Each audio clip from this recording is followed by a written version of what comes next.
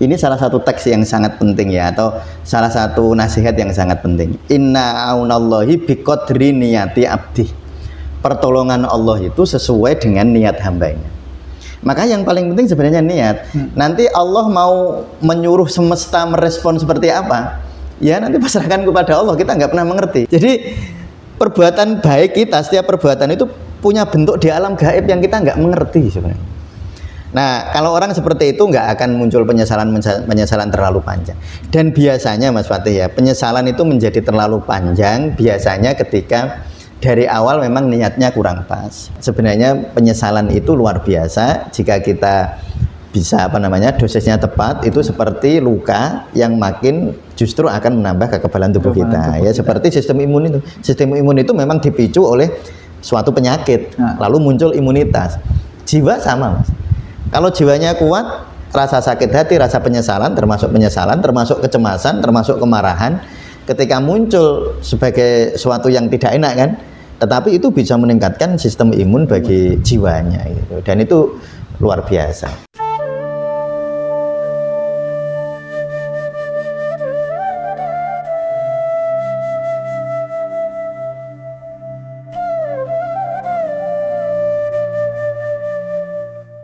Assalamualaikum warahmatullahi wabarakatuh.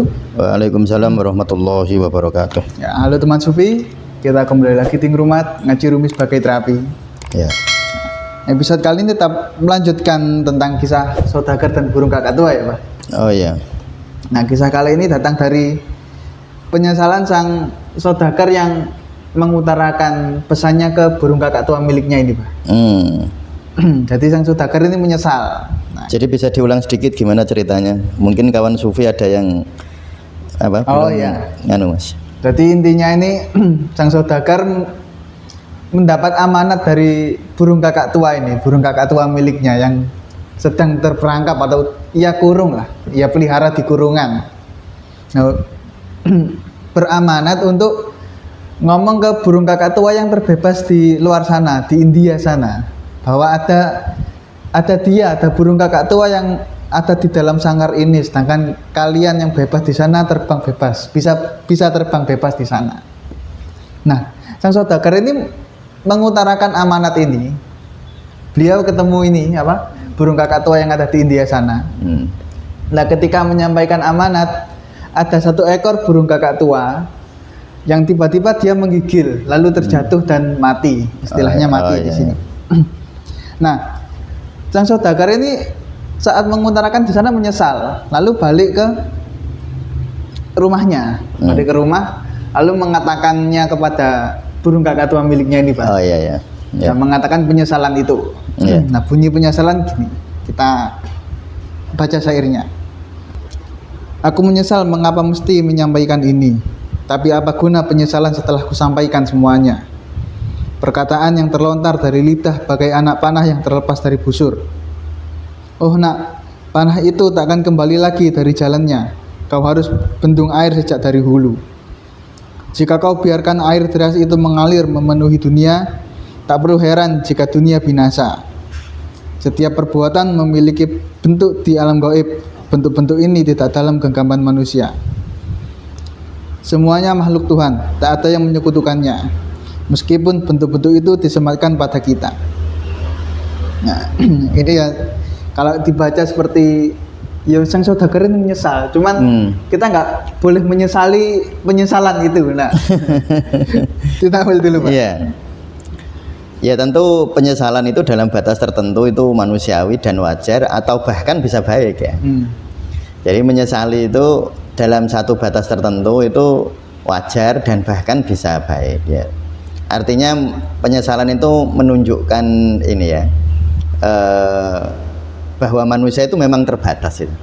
Punya batasan. Iya, punya batasan yang kita tidak bisa memastikan semua hal ya. Artinya ketika saya berbuat salah ya, lalu terjadi sesuatu yang buruk, apalagi kejadian itu terjadinya ke orang lain, maka tentu penyesalan itu wajar jadi bahan introspeksi saya ini. Nah, tetapi ketika berlarut-larut, itu jadi kita lupa bahwa semua itu sebenarnya adalah kehendak Allah juga sebenarnya, ya kan? Jadi bahwa sebenarnya yang paling penting dalam diri manusia itu sebenarnya begini, niatnya baik. Nanti ketika terjadi sesuatu, entah itu baik menurut ego atau tidak baik menurut ego, itu kita nggak bisa tahu, Mas. Oh, iya. Yang penting kan niatnya baik dulu. Karena misalnya gini, saya ini mau Mas Fatih mau berbuat baik sama saya lah, mau memberi saya sebungkus nasi pecel Ya. sebagai tanda penghormatan kepada guru misalnya, itu kan baik ya Mas ya. Nah tetapi Mas Fatih tidak mungkin bisa menduga apakah niat itu betul-betul jadi baik apa enggak. Kan nggak bisa kan, nggak bisa Mas Fatih. Nanti mesti Pak Mustamir mesti berterima kasih sama saya. Iya. Ya belum tentu, bahkan saya bisa marah gitu. Misalnya jenengan udah kenyang kok malah dikasih nasi udah lagi. kenyang dikasih ini bu nanti gitu. Atau misalnya saya bisa marah karena misalnya saya melihat Mas Fatih itu yang butuh makan malah ngasih saya bisa marah juga, padahal itu niatnya baik. Dan sebenarnya paling penting manusia itu rumusnya sebenarnya satu, jaga niat baik, lalu lakukan perbuatan baik. Nah lalu biarkan semesta, biarkan Allah ya, kalau Allah itu kan akan menyuruh semesta berespon seperti apa gitu. Jadi nanti serahkan kepada Allah bagaimana Allah menyuruh semesta untuk merespon. Dan kadang-kadang responnya belum tentu respon yang seperti kita harapkan. Misalnya kayak tadi si saudagar, itu kan niatnya baik. Niatnya menyampaikan. Dia menyampaikan seperti yang yang diamanatkan kan oleh burung kakak tua miliknya untuk menyampaikan pesan kepada. Nah itu kan amanah. Lalu dia sebenarnya sudah niat baik, lalu melakukan yang baik kan. Itu kan melakukan hal baik. Lalu ternyata yang terjadi justru yang diberitahu tadi ada salah satunya yang menggigil, lalu kemudian mati. Nah ini tentu di luar batas kemampuan dari sang saudagar. Nggak bisa menduga Mas. Nanti kan nggak kepikiran sama sekali ya. Maksudnya itu tanpa di luar jangkauan logika sang saudagar sebenarnya. Apakah ternyata kok begitu? Nah hal-hal semacam inilah yang kita harus memahami bahwa banyak hal di luar jangkauan kita. Ya kan, jadi bahkan perbuatan baik pun menurut ego kita belum tentu bersesuaian dengan kehendak kita, bersesuaian dengan niat baik itu. Tetapi itulah indahnya ya dalam agama itu, indahnya sebenarnya begini. Kalau Mas Fatih lihat di teks-teks sufi, ini salah satu teks yang sangat penting ya, atau salah satu nasihat yang sangat penting. Inna aunallahi biqadri niyati abdi. Pertolongan Allah itu sesuai dengan niat hambanya.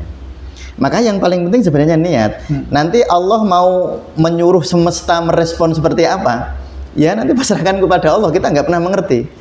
Nanti kalau Mas Fatih terlalu mikir kayak gitu, jangan-jangan itu Mas Fatih malah nggak berbuat baik gitu. Kalau kebangetan jangan-jangan ya, terlalu banyak jangan-jangannya. Lalu kapan berbuat baiknya? Misalnya sekarang Mas Fatih sekolah nih S2 nih. Sebenarnya kita nggak pernah tahu sebenarnya nanti ijazah S2 Mas Fatih itu baik tidak menurut ego Mas Fatih. Bisa. Ya kan belum tentu baik, belum tentu tidak baik juga. Misalnya contoh, dapat ijazah S2 itu mesti baik. Enggak loh Mas. Ada banyak orang gara-gara punya ijazah S2 kan malah dia nyunyun sewu ya, cari kerjaan susah, mau bekerja yang kasar ya malu, wong S2.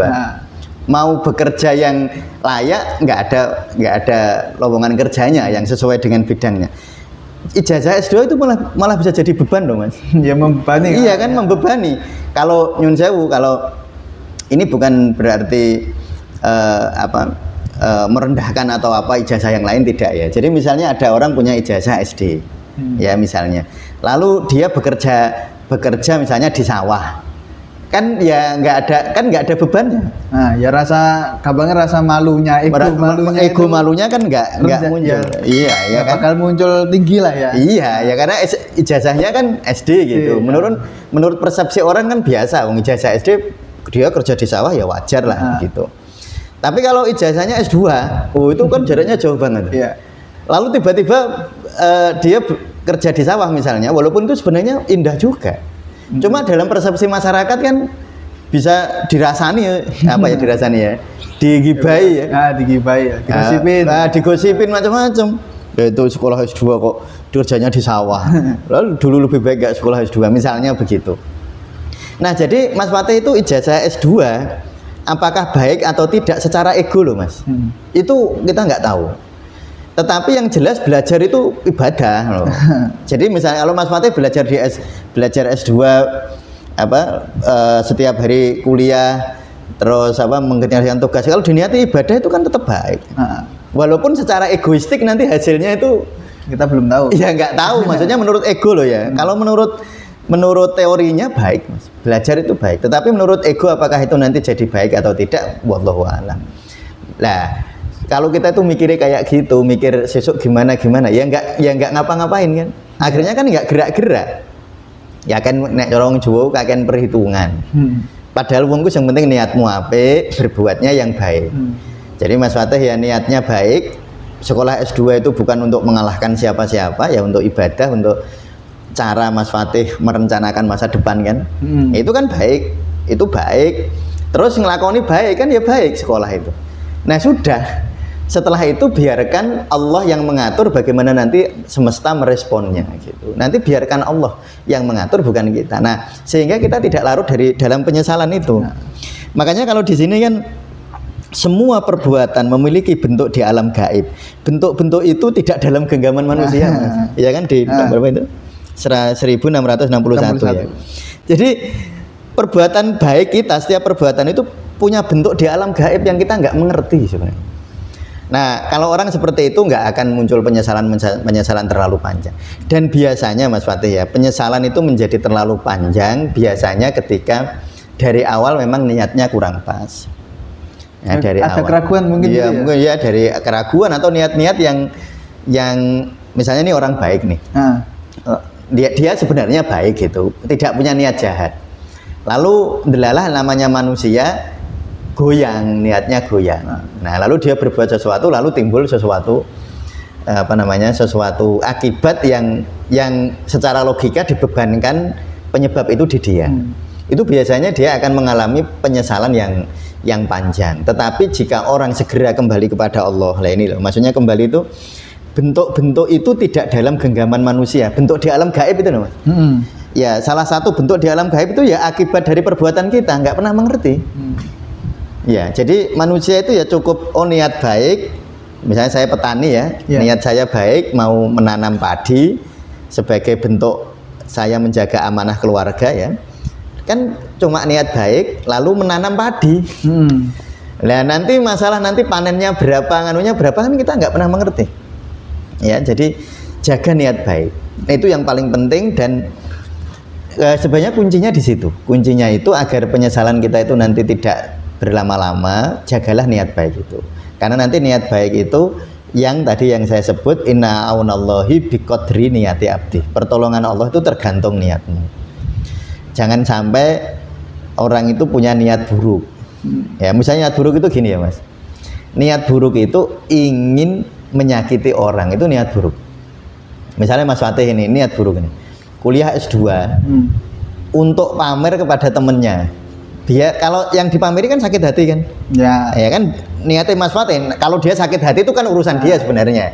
Cuma kalau Mas Fatih itu punya niat apa enggak itu loh persoalannya. Niat bikin sakit hati, iya. Pamer buat bikin sakit hati dia. Gitu. Yang delalah kalau Mas Fatih nanti lulus S2 dia sakit hati itu bukan urusan Mas Fatih sebenarnya. Urusan Mas Fatih itu Mas Fatih punya niat buruk enggak, punya niat pamer apa enggak. Niat awal masuk S2 itu. Iya. Nah, kalau ternyata Mas Fatih nanti lulus S2 niat awalnya sudah baik, ternyata dia sakit hati ya enggak apa-apa, itu kan urusan dia kalau itu ya.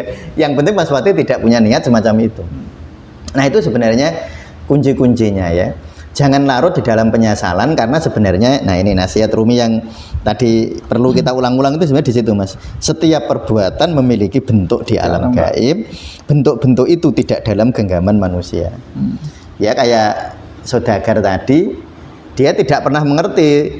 Ternyata cerita dia tentang amanah dari burung kakak tua miliknya ternyata hasilnya atau berakibat kepada kematian burung kakak tua di India. Itu betul-betul di luar ini.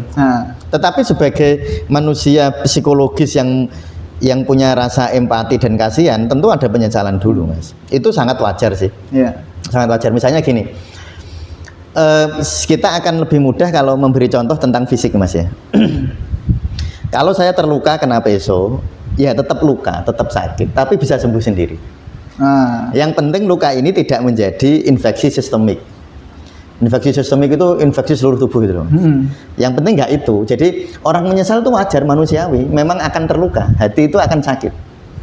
Jadi kalau Mas Fatih, walaupun Mas Fatih sudah niat bener loh ini, niatnya sudah bener, sudah dijaga, terus berbuat bener, ternyata ya sudah nggak niat nyakitin orang, ternyata lulus ada temennya yang lalu terluka hatinya. Mungkin Mas Fatih lihat itu ya terus ada muncul rasa wah kasihan ya. Nah itu kan rasa ketidaknyamanan. Tetapi itu wajar. Itu seperti orang kena peso dan terluka. Tapi luka itu tidak membahayakan Mas. Nah bahayanya kalau luka itu lalu ternyata di dalam diri kita itu lemah. Misalnya gulanya tinggi, ini contoh ya. Memang kekebalan tubuhnya sudah lemah. Nanti ada luka sedikit ya bisa jadi problem serius kan. Misalnya orang problem diabetes ya, diabetes tipe yin biasanya kalau di klinik ya, itu terus dia mengalami luka kesandung, wah bisa merembet kemana-mana karena memang dari awal tubuh dirinya nggak kuat ya, dirinya lemah sehingga ketika ada luka atau orang yang kekebalan tubuhnya turun, tetangganya pilek saja dia ikut pilek dan pileknya dia nggak sembuh-sembuh. Itu bukan sebenarnya pileknya sendiri dalam artian ketika tubuh kuat, pileknya sendiri kan nggak bahaya. Sebenarnya loh ya, paparan virus itu kan sebenarnya tidak membahayakan dengan catatan kekebalan tubuh kita kuat kan gitu. Atau misalnya kita kena goresan peso, kalau trombosit kita ya, vitamin K di dalam tubuh kita, faktor-faktor pembekuan baik kan ya tetap sembuh kan. Cuma problemnya kalau memang kita itu lemah gitu. Makanya jagalah bukan hanya imunitas fisik tapi jaga imunitas tubuh, imunitas psikologis, bahkan imunitas rohani. Itu nanti jadi penting karena tidak semua perbuatan kita akan menghasilkan sesuatu yang baik menurut ego kita. Kalau di hadapan Allah itu semua nggak ada yang jelek. Iya, kalau di hadapan Allah, tapi kan ego itu kadang-kadang menilai, memberi penilaian terhadap suatu realitas kan. Nah, padahal realitas buruk bagi seseorang itu apakah itu betul-betul buruk atau enggak ya enggak tahu Mas. Iya kan? Iya. Saya kan sering cerita ya, itu cerita yang sering saya sampaikan. Ada seorang kiai diberi hadiah seekor kuda oleh salah satu santrinya. Bagi santri yang lain kan itu nasib baik kan. Dapat kuda itu kan baik Mas, dapat hadiah kuda terbaik. Tapi sang kiai bilang ya aku nggak tahu itu baik apa enggak. Ternyata bener anaknya naik kuda jatuh, kakinya patah. Berarti kudanya itu jadi baik apa enggak? Nah, Pak Kiainya ditanya itu baik apa enggak? Anaknya jatuh dari kuda? Ya nggak tahu baik apa enggak. Lalu ternyata pagi harinya ada pihak kesultanan yang mendatangi desa-desa mencari pemuda yang sehat untuk disuruh perang. Ya karena anaknya patah kakinya kan nggak disuruh perang. Kan menurut ego baik. Tapi sekali lagi sang kiai bilang itu baik atau tidak saya nggak tahu. Jadi sebenarnya suatu realitas itu baik apa tidak, baik dan buruk itu ada di benak kita. Tetapi hakikatnya baik dan buruk kita nggak tahu. Ya kalau di benak itu Mas Fatih kena peso, itu di benak kita tetap buruk Mas. Iya kan? Luka itu tetap baik, ya tetap buruk. Ya menurut ego ya semua orang kan ditawari sakit lah, luka itu sakit, penyakit, penderitaan itu luka ya, penderitaan, kecemasan. Nah itu kan menurut kita jelek, menurut ego pengennya kan enggak. Nah tetapi apakah itu betul-betul baik apa tidak kita nggak tahu ya, karena itu tadi bentuk-bentuk itu setiap perbuatan memiliki bentuk di alam gaib. Bentuk-bentuk itu ya bentuk-bentuk yang di alam gaib itu tidak dalam genggaman manusia. Ini itu yang harus kita Mas ya, kita pahami betul agar kita itu nggak larut di dalam penyesalan. Bahkan kalau kita memahami hal semacam ini, justru penyesalan itu menjadi pemantik bagi api kebaikan. Ya kayak dia memantik api kebaikan kita gitu, sehingga kita jadi belajar, kita jadi mau introspeksi diri, jadi mau muhasabah, jadi mau itu kan. Sekarang memang Mas Fatih mungkin punya banyak cerita orang-orang luar biasa yang dipantik oleh penyesalan masa lalu ya. Ya sering. Tetapi juga banyak orang menderita larut dalam penyesalan masa lalu. Ya itu tergantung dosis sama kekuatan imunitas psikologis sih, Mas. Nah, Ya, jadi kalau kalau orang-orang sehat, orang-orang yang betul-betul tubuhnya bagus, ada paparan virus itu yang terjadi malah peningkatan sistem imun. Ya kan, seperti dawuhnya dalam hadis qudsi itu, kalau orang sakit lalu dia bisa bersabar, maka kata Allah akan diganti dagingnya dengan daging yang lebih baik.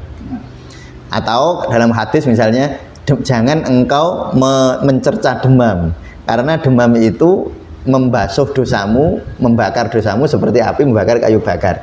Itu kan sebenarnya demam itu kan bisa baik. Ya bisa baik dalam satu dimensi tertentu.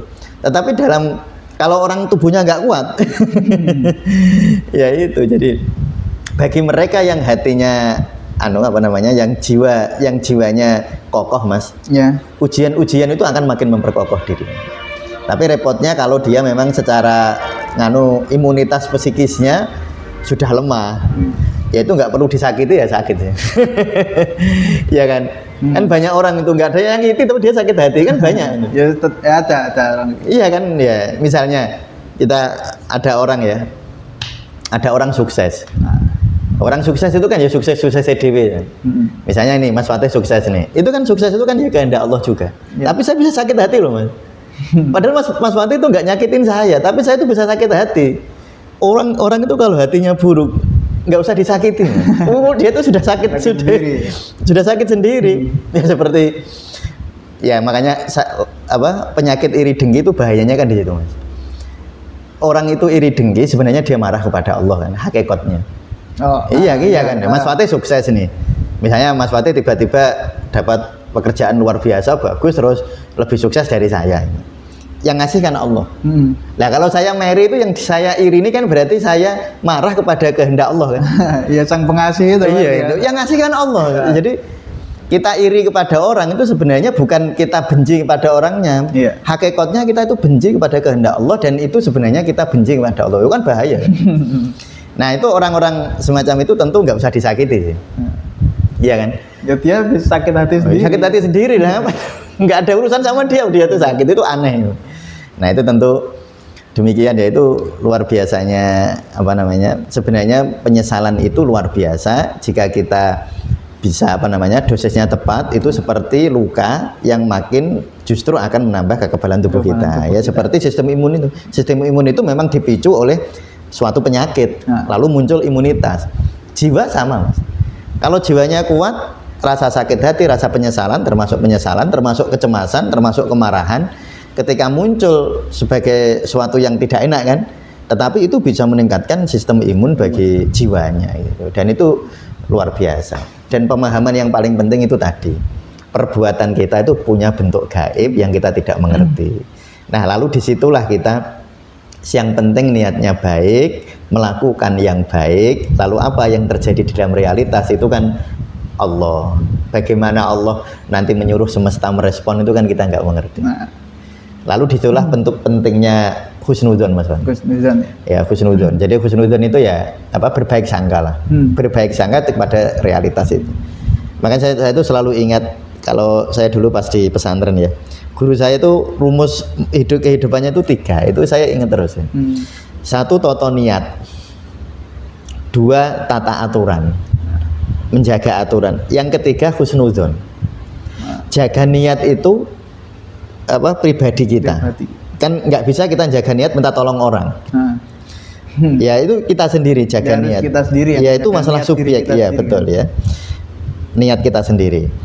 Lalu menjaga aturan. Menjaga aturan itu ya sesuai dengan norma yang berlaku. Ya ikut syariatnya. Ya ikut syariatnya. Orang itu harusnya gimana sih? Ya. Saya misalnya bekerja, niatnya baik, sudah niat baik, lalu saya bekerja. Nah bekerja ini menjaga aturan karena ketika kita berhubungan dengan orang lain itu diikat oleh aturan. Iya kan? Iya. Saya berhubungan dengan Mas Fatih diikat oleh aturan syariat kan? Ya. Kita beragama juga ada syariatnya. Ada syariatnya gitu. Jadi yang penting itu jaga niat atau aturan. Nah, ketika realitas muncul lalu husnudzon. Nah, karena husnudzon ini inda dzonni abdi bi. Kan Allah itu tergantung dzonnya hambanya. Nah, kalau kita itu dzonnya buruk, sering suudzon gitu. peristiwa buruk menurut ego langsung kita simpulkan Allah nggak adil, ya, atau orang itu jahat, orang itu gini, orang itu gini.